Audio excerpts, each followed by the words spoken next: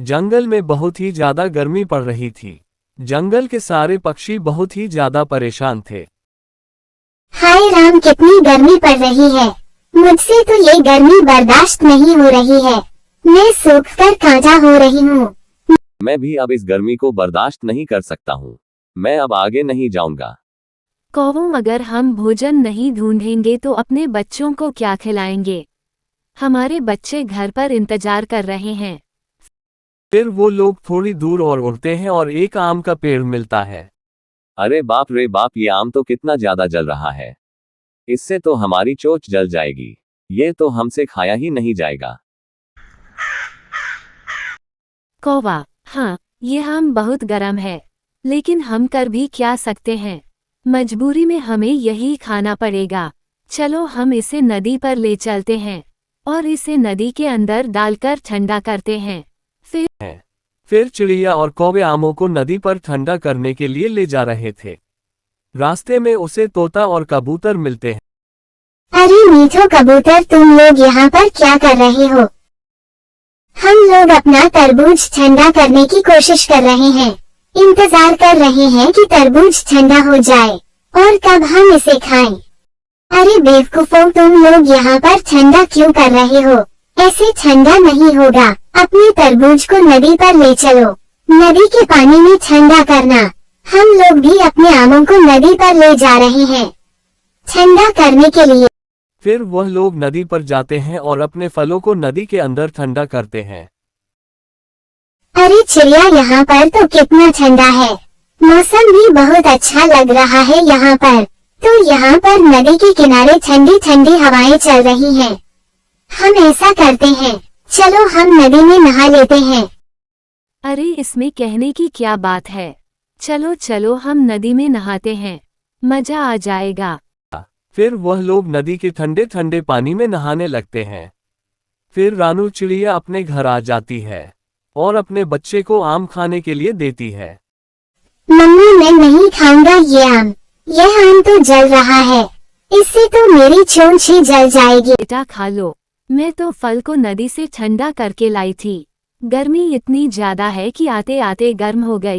फिर कुकू मन मारकर किसी तरह वो आम खाता है। गर्मी बहुत ज्यादा पड़ रही थी। रात भी हो जा है। सारे पक्षी अपने घर के बाहर बैठे हुए थे क्योंकि गर्मी से नींद नहीं आ रही थी।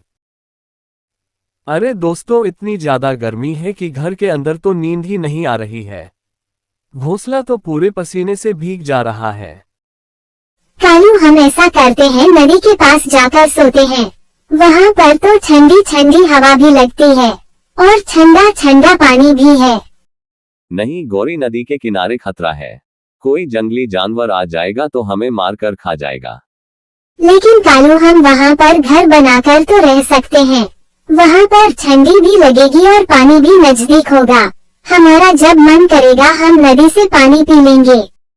लगता है ये गौरी पागल हो गई है। घर बहुत मेहनत से बनते हैं और हमारे घर ये बहुत दिनों से यहाँ पर है।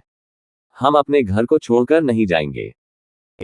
ऐसा कहकर मिट्ठू तोता वहां से चला जाता है। रानू चिड़िया भी अपने घर चली जाती है। गौरी, अब तुम भी घर चलो। पूरी रात यहीं पर रहने का ठान लिया है क्या? कालू, मेरी बात मानो। हम नदी के किनारे अच्छे से रहेंगे और ठंडी ठंडी हवा भी खाएंगे। कितना मजा आएगा।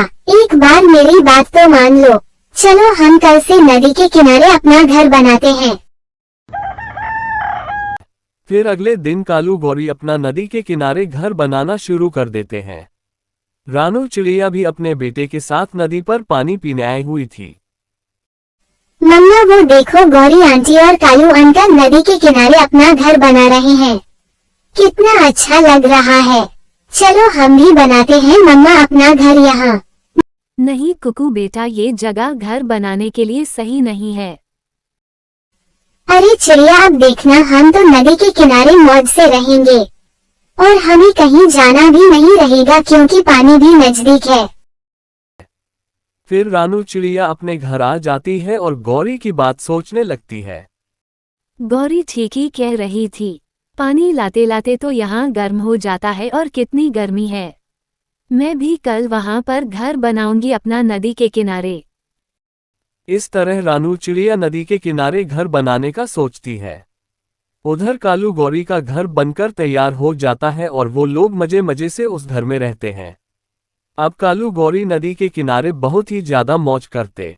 जब मन करता नदी से ठंडा ठंडा पानी पीते और जब उनका मन करता वो लोग नदी में नहाते थे। एक दिन रानू चिड़िया गौरी गौवी से कहती है, गौरी मैं भी सोच रही हूँ कि नदी के किनारे घर बना लूँ। यहाँ पर तो बहुत अच्छा है। नहीं रानू चिड़िया, अब जहाँ तक नजर जा रही है वो सब इलाका मेरा है। यहाँ पर तो हम बसे हुए हैं। थोड़ा दूर ही घर बनाना, यहाँ पर नहीं। नहीं गौरी बहन, हम पास रहेंगे तो एक दूसरे की मदद करेंगे और अच्छे से रहेंगे। देखो रानू, तुम्हें यहाँ घर नहीं बनाना है।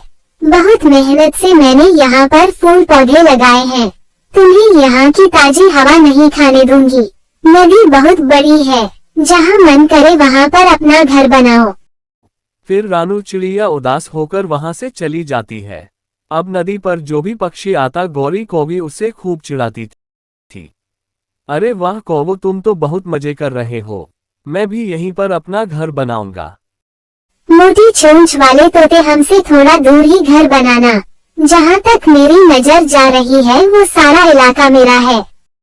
इस तरह गौरी कौवी अपने आसपास किसी भी पक्षी को घर बनाने नहीं देती है। समय गुजरता है और बारिश का मौसम शुरू हो जाता है। जंगल में लगातार 5 दिनों से बारिश हो रही थी। गौरी, जंगल में 5 दिनों से लगातार बारिश हो रही है। मुझे डर है कहीं नदी का बांध टूट ना जाए और हमारा घर बह ना जाए। चलो हम कहीं और चलते हैं। ही कालू, जब इतने दिनों से कुछ नहीं हुआ तो अब क्या होगा? तुम चिंता मत करो, सब ठीक हो जाएगा। गौरी अभी इतना कहती ही है कि नदी का बांध टूट जाता है और उनका घर बह जाता है। कालू और उसका बेटा तो मर जाते हैं। गौरी कौवी अब अकेली रह जाती।